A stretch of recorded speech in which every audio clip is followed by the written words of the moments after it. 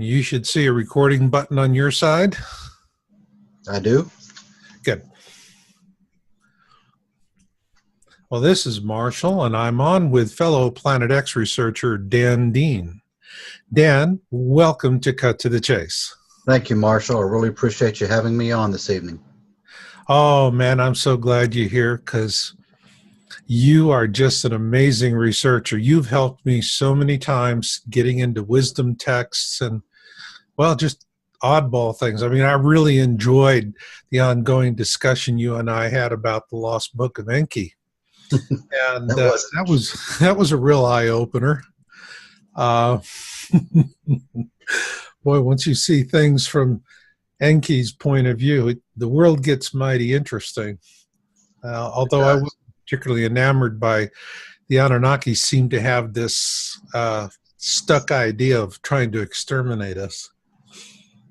But that's another conversation, another time. Today we're talking about September 23, 2017, and the possibilities that could arise from this very auspicious day. And for me, the most amazing thing about September 23 is that people are going to look up. And when they look up, they're more likely to see something, which means I'm more likely to get really good observation reports, like the one that I got from Amber, that I just put up that video. And wow, you see, it's pretty spectacular.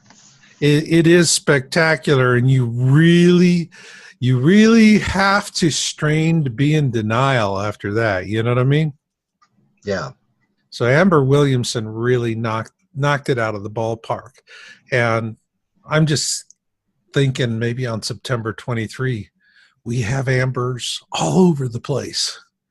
And if that happens, wow, what a watershed event. So a lot of people are looking at that date right now and have a lot of questions, and there's a lot of people who are trying to be catastrophicists about it, but it's a very interesting date to talk about, and I'm looking forward to it. Absolutely, and I want to talk about it because I'm excited that the day is going to get people looking at the sky. I don't care what gets them looking at the sky as long as they're looking. But that being said, I really need to understand what's going to motivate these people to, take time out of their day, either around sunset or sunrise, go out and see what they're going to see. So with that, what's September 23 all about, Dan? Well, Marshall, it started in about 96 AD with a gentleman named John, who had been exiled to an island called Patmos. Mm-hmm. And he was asked by the disciples of the Judeo-Christian 12 disciples that we speak of, said, hey, everybody's asking about when is this Messiah going to be coming back, because there was a lot of talk about it. And he basically talked with God, and God showed him in some visions. And one of those visions was a great sign in the heavens, is what it's called. A great sign appeared in heaven, a woman clothed in the sun, and the moon at her feet, and on her head a crown of 12 stars. Now, we're talking about a sign in the heavens, and we're not talking about something here on earth. Mm-hmm. Signs to them typically meant sun, moon, stars. They were meant for seasons and signs. And so this particular sign is going to actually take place on September 23rd of 2017, or one particular scenario for it. It's going to occur in the constellation of Virgo. Mm-hmm. And Virgo is going to have the sun over her left shoulder, so she's going to be clothed in the sun, and she's going to have a new moon, crescent moon, under her left foot. So the moon's going to be under her foot, and she's going to have 12 stars above her head. She's going to have the 9 main stars of the constellation of Leo, plus Venus, Mars, and Mercury, making a total of 12 stars. So that's what it's all about. They're very excited about this particular sign being fulfilled on September the 23rd, because there's a lot of literature that says that is that ushers in a very important event. This event is known as the Great Tribulation or the 7 years of tribulation. Many different religions and sects have their versions of that. I think it's very important for you and I because, in my opinion, it absolutely includes Nemesis in it. It's part of it.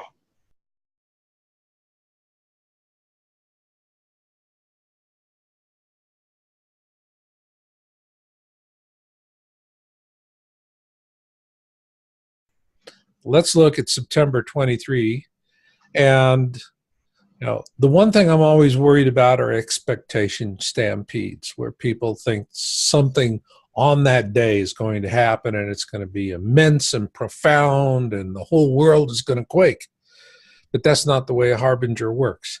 No, it's not. And this is a harbinger. This is a harbinger event. It is. So, what do you expect that we're going to see on September 23? Some beautiful stars in the sky. The possible fulfillment of a almost 2,000-year-old prophecy that many sects of people around the world have been looking for to be fulfilled. And there was a lot that had to happen before that, and it would be a good time. It's the right time for this harbinger event, but I'm not saying for sure that this is the correct sign, but it is certainly one that is an excellent candidate for it. All right. So September 23 comes, there's nothing earth-shaking that happens. But then again, December 21, 2012, nothing earth-shaking happened, and the data sets afterwards told us we were in a whole new ballgame. Yeah. So things are going to happen. This may or may not be. This may or may not be. Okay. It's like a box of chocolates. You don't know what you're going to get next. But let's assume it is. What's the first thing that we're going to see or know about that's going to tell us, well, that was the real harbinger event? How are we going to know? We got our data sets for the Mayan calendar. What are the data sets for September 23? Okay. I need to cover a couple of things before I can start talking about those, so I can introduce to those who may be new to the show the existence of some facts that they need to know. For instance, all right, about 85% of the stars in our galaxy are a part of a binary or a trinary star system. That is, they are 2 or 3 stars that actually orbit around each other. We are no different. We actually have not a twin star, but a second star that we revolve around in a very elongated orbit. It happens to be a brown dwarf star. The brown dwarf, I believe, is about the size of Jupiter. It was once an ignited star, shone brilliantly, but it lacked the size and mass to sustain fusion. Right. And so it originally, it snuffed out at some point in its existence. Still now, red glowing iron core of a former sun called a brown dwarf star. It does have a protoplanetary cloud of iron oxide and dense dust particles. And we believe that it has its own 7 planets, 3 inner and 4 outer. And these are in random orbital planes, each different, unlike our own solar system, which are all planar. They're all in pretty much the same plane, except for Pluto, maybe. So that's one thing we have to understand, is that we do have a second sun that we visit ever so often. However often that is, it exists out there. Okay. We have 3 accounts, at least, of this close proximity of this star in the Colbrin, for instance. In the Colbrin, it's called the Red Dragon, or the Destroyer, or the Doom Shape, or the Frightener. It affects certain effects that it produces are boils and burning of the skin, trees and grass becoming white as ashes with heat, the oceans moving from their positions and traveling over the land, the earth opening up and belching out fire and ash, mountains being leveled and new mountains arising as though the land were constantly moving, great hailstones from the sky, the stars falling from the earth as meteors, red dust is everywhere, days of darkness, of foul stench that can be tasted and felt, asteroids plummeting into the earth and becoming part of the planet, and great weather disturbances, including lightning, rain, earthquakes, and etc. So those are all part of the passing of this destroyer, the red dragon, the doom shape, or this brown dwarf. The plagues of Egypt in 1450 BC was the last time that I think we saw the brown dwarf.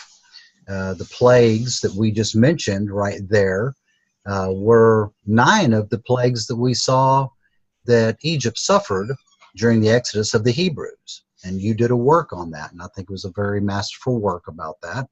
Thank you. Yeah, it's when we look at the plagues of Exodus and you reorganize them in scientific progression as opposed to allegorical, wow. I mean, the dots really do connect. But on the other hand, it taught me something about allegory in the Bible that I really admire.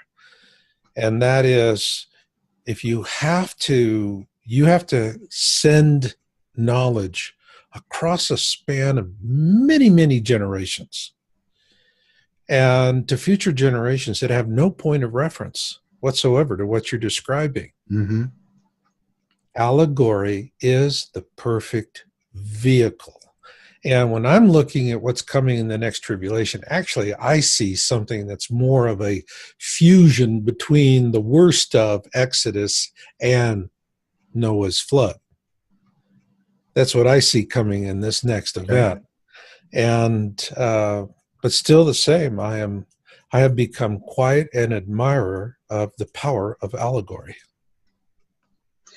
I would love to read the entire chapter 6 out of the Book of Manuscripts. I don't know if I have time to do that. Go right ahead. Well, we're going to roll with this. Through some highlights of it here. This is and now let's talk about the cauldron real quick to give the listeners some background. Mm-hmm. When the Hebrews exited slavery from Egypt in about approximately 1450 BC, mm-hmm. the Egyptians got their butts kicked so bad, and they lost all confidence in their own gods that they had been worshiping, that they had a whole plethora of them, and they were just enamored and baffled by who this God of the Hebrews were. Right. So the Pharaoh sent out scribes for 7 years to collect all of the known wisdom in the entire known world about this God of the Hebrews. Right. And they came back with this big set of books that was about the size of an encyclopedias that they called the Great Book. Mm-hmm. Later, in trying to preserve the bindings, it was bronze bound and came to be known as the Bronze Book.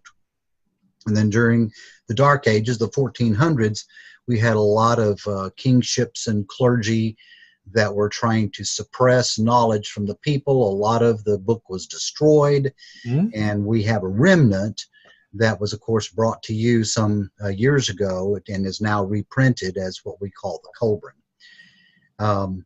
So that's the background of it. And so this came from firsthand accounts, especially of the Hebrews exiting from Egypt. And this particular chapter is about that Exodus that we read about in the book of Exodus in the canonized Judeo-Christian Bible. Mm-hmm. So I begin reading here, and it talks about the doom shape called the destroyer in Egypt was seen in all the lands thereabouts. Its color, it was bright and fiery in appearance, changing and unstable. It twisted about itself like a coil, like water bubbling in a pool from an underground supply, and all men agree it was the most fearsome sight. It was not a great comet or a loosened star, but more like a fiery body of flame. Mm-hmm. Movements on high were slow. Below it swirled in the manner of smoke, and it remained close to the sun, whose face it hid. There was a bloody redness about it, which changed as it passed along its course. It caused death and destruction in its rising and setting. It swept the earth with gray cinder rain and caused many plagues, hunger, and other evils. It bit the skin of men and beasts until they became molted with sores. Does any of this sound familiar so far? Oh, man. Okay, the earth was troubled with shock. The hills and the mountains moved and rocked. The dark smoke-filled heavens bowed over earth, and a great bowl came to the ears of the living men, borne to them upon the wings of the wind. It was the cry of the Lord, the dark Lord, they call it, the master of dread. Thick clouds of fiery smoke passed before him, and there was an awful hail of hot stones and coals of fire. More things we're familiar with here. The doom shape thundered sharply in the heavens and shot out bright lightnings, the channel of water, which turned back unto themselves when the land tilted, and the great trees were tossed about and snapped like twigs. Do you remember the earthquake of the New Madrid Fault in Tennessee, Memphis, Tennessee, in the 1800s, whenever the Mississippi River flowed backwards for 3 days? Rang the must have been quite a sight to watch the whole river run backwards for 3 days. That's right. And it rang. We're talking about rivers running backwards because the earth is changing its terrain. It's geoshaping. Then a voice like 10,000 trumpets was heard over the wilderness, and before its burning breath the flames parted. The whole of the land moved, and mountains melted. The sky itself roared like 10,000 lions in agony, and bright arrows of blood sped back and forth across the face. Earth swelled up like a bread upon the hearth. Now that's an interesting statement. This was the aspect of the doom shape called the destroyer when it appeared in days long gone by in olden times. It is thus described in the old records, few of which remain. It is said that it appears in the heavens above. Earth splits open from the heat, like a nut roasted before the fire. Then flames shoot up through the surface and leap about like fiery fiends upon black blood. The moisture inside the land is all dried up, and pastures and cultivated places are consumed in flames. Going down here, it starts talking about the dark days when the last visitation of the destroyer, and they were foretold by strange omens in the skies, and the men were silent and went about with pale faces. The leaders of the slaves, and this is the Hebrews we're talking about, that the Egyptians had in slavery, which had built a city to the glory of Thom, stirred up unrest, and no man raised his arm against them. They foretold great events of which the people were ignorant, and of which the temple seers were not informed.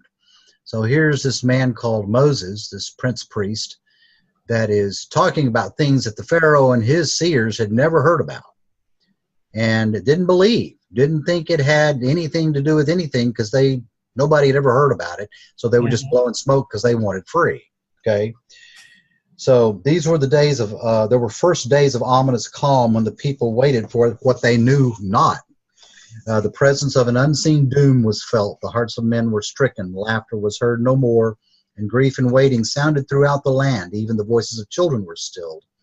The slaves became bold and insolent. This is a good opinion of the Egyptians toward these slaves who are now becoming bold and insolent because they want freedom. Fear walked the land, and women became barren with terror.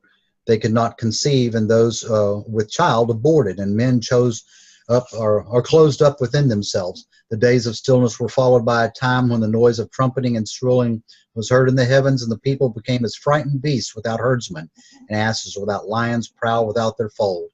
The people spoke of the God of the slaves, and reckless men said, if we knew where this God were to be found, we'd sacrifice to him. But the God of the slaves was not among them. He was not to be found within the swamplands or the brick pits. His manifestation was in the heavens for all men to see, but they did not see with understanding, nor would any God listen, for all were dumb because of the hypocrisy of men. The dead were no longer sacred and were thrown into the waters. Those already entombed were neglected, and many became exposed. They lay unprotected against the hands of the thieves. He who once toiled long in the sun, bearing the yoke for himself, now possessed oxen. He who grew no grain now owned a storehouse full. He who once dwelt at ease among the children now thirsted for water. He who once sat in the sun with crumbs and dregs was now bloated with food. He reclined in the shade, his bowls overflowing. Cattle were left unattended to roam into strange pastures, and men ignored their marks and slew the beasts of their neighbors. No man owned anything. Public records were cast forth, and people lent deaf ears to people in distress. There were those who spoke falsely The priests were not helping at all. They went into hiding. Dust and smoke clouds darkened the sky and colored the waters, upon which they fell with bloody hue. That's important. Plague was throughout the land, and the river was bloody, and blood was everywhere. The water was vile, and men's stomachs shrank from drinking. Those who did drink from the river vomited it up, for it was polluted. The dust tore at the skin of man and beast. In the glow of the destroyer, the earth was filled with redness. Vermin bred and filled the air and filled the earth with loathsomeness. Wild beasts afflicted with torments under the lashing sand and ashes came out of their lairs in the wastelands and cave places and stalked the abodes of men. All the tame beasts whimpered, and the land was filled with the cries of sheep and moans of cattle.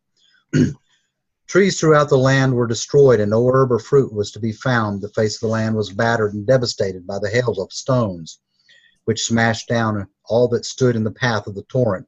They swept down not in hot showers. They swept down in hot showers, and strange flowing fire ran along the ground in the wake. The fish of the river died in the polluted waters. Worms, insects, reptiles sprang up from the earth in huge numbers. Great gusts of wind brought swarms of locusts which covered the sky. As the destroyer flung itself through the heavens, it blew great gusts of cinders across the face of the land. The gloom of the long night spread a dark mantle of blackness which extinguished every ray of light. None knew when it was day or when it was night, for the sun cast no shadow. The darkness was not the clean blackness of night, but the thick darkness in which the breath of men was stopped in their throats. Men gasped in the hot cloud of vapor which enveloped all the land and snuffed out all the lamps. Men were benumbed and lay moaning in the beds. None spoke to another or took food, for they were overwhelmed with despair. Ships were sucked away from their moorings and destroyed in great whirlpools, and it was time of undoing. The earth turned over, and clay spun. As clay spun under the potter's wheel, the whole land was filled with uproar from the thunder of the destroyer overhead and the cry of the people. There was a sound of moaning and lamentation on every side. The earth spewed up its dead. Corpses were cast up out of the resting places, and embalmed were revealed to the sight of all men. Pregnant women miscarried, and the seed of men was stopped. I'm going to jump on down here a little bit. On the great night of the destroyer's wrath, when its terror was at its height, there was a hail of rocks, and the earth heaved in pain, rent her bowels. Gates, columns, and walls were consumed by fire, and the statues of gods were overthrown and broken. People fled outside their dwellings in the fear and were slain by the hail. Those who took shelter from the hail were swallowed when the earth split open. The habitations of men collapsed. The land writhed under the wrath of the destroyer and groaned with the agony of Egypt. It shook itself in the temples and the palaces, and the nobles were thrown down from their foundations. There were 9 days of darkness and upheaval, when the tempest raged such as never had been known before. When it passed away, brother buried brother throughout the land. Men rose up against those in authority and fled from the cities to dwell in tents in the outlands. The slaves spared by the destroyer left the accursed land forthwith. Their multitude moved in the gloom of a half-dawn under the mantle of fine swirling gray ash, leaving the burnt fields and shattered cities behind them. Many Egyptians attached themselves to the host, for one who was great led them forth, a priest prince in the inner courtyard. We're talking about Moses there. A fire mounted up on high, and its burning left with the enemies of Egypt. It rose up from the ground as a fountain and hung in the curtain of the sky. In 7 days by Rimwar, the accursed ones journeyed to the waters. They crossed the heaving wilderness, notice that, while the hills melted around them. Above, the skies were torn with lightning.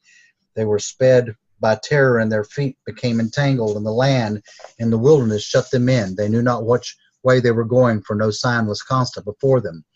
They turned before Nashari and stopped at Shakath, the place of quarries. They passed the waters of Maha and came to the valley of Pikaroth, northward of Mara. They came up against the waters which blocked their way, and their hearts were in despair. We know this is the Red Sea. The night was a night of fear and dread, for there was a high moaning above, and black winds from the underworld were loosed and sprang fire up from the ground. The hearts of the slaves shrank within them, for they knew the wrath of Pharaoh followed them, and that there was no way of escape. They hurled abuse on those who led them, strange rites, and performed along the shore that night. The slaves disputed among themselves, and there was violence. You don't hear any of that in the Judeo-Christian version of the Exodus, but this is a first-hand account of people who were there, who wrote it right after it occurred. Pharaoh had gathered his army and followed the slaves, and after he departed, there were riots and disorders behind them, for the cities were plundered. The laws were cast out in the judgment halls and trampled underfoot in the streets.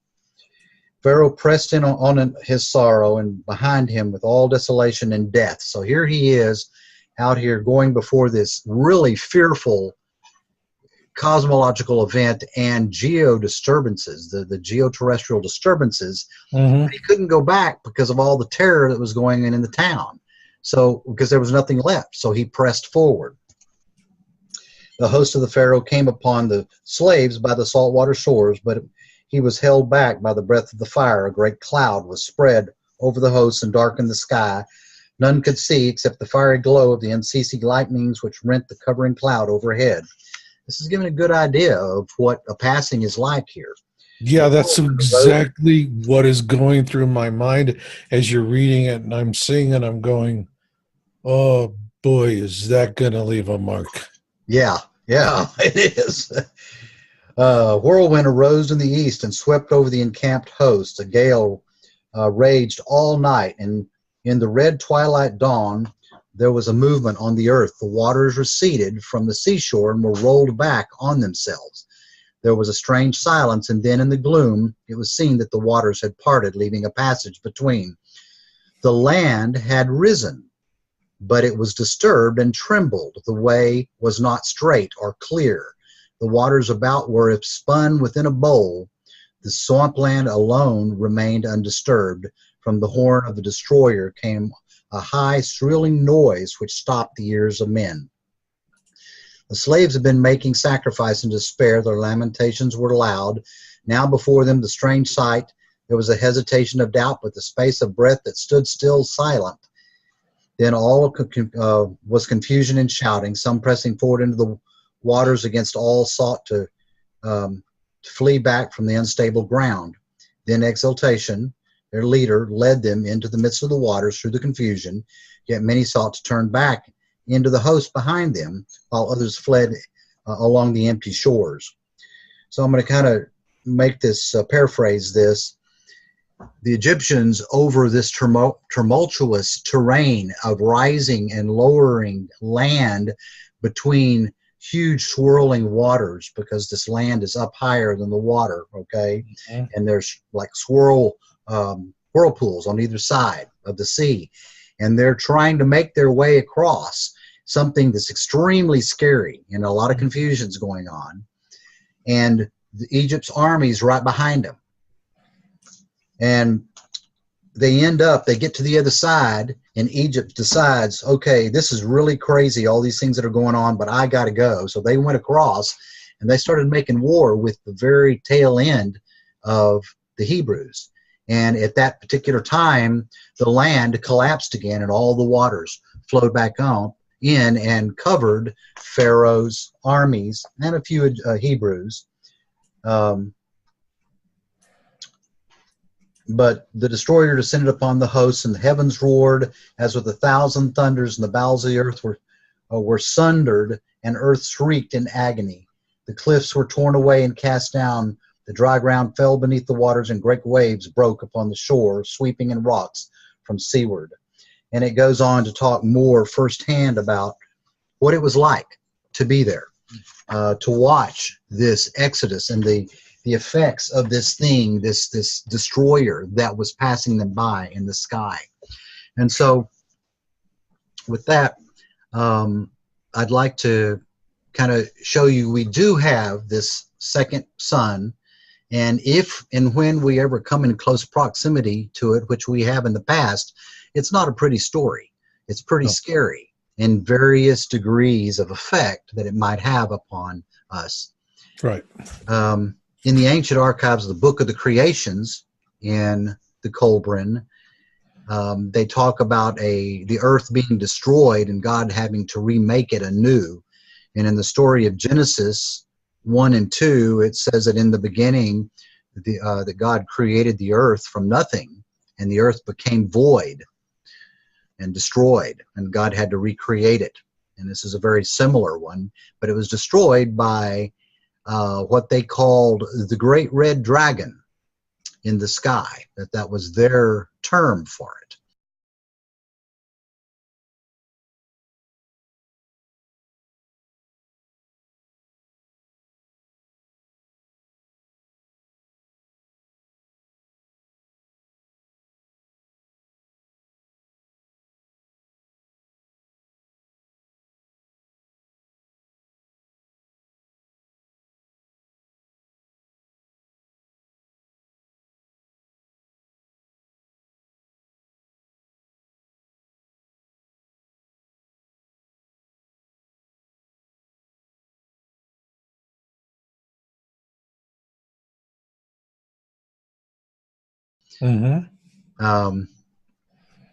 This is most likely, in my experience, I've been studying this for 25 years now, Marshall, and this is most likely the cosmological event spoken of in the Judeo-Christian Bible in many places, including in Revelations. Wow. The overview of the 7 years is we have great sign in the heavens, which is this woman. And then we have 7 seals and 7 trumpets and 7 bowls of plagues. And we're going to talk about it, but the 7 trumpets and those 7 bowls of plagues are just like what we just got through reading out of the cauldron. At the end of it, the good news is there's a return of the Messiah at the end of the 7 years.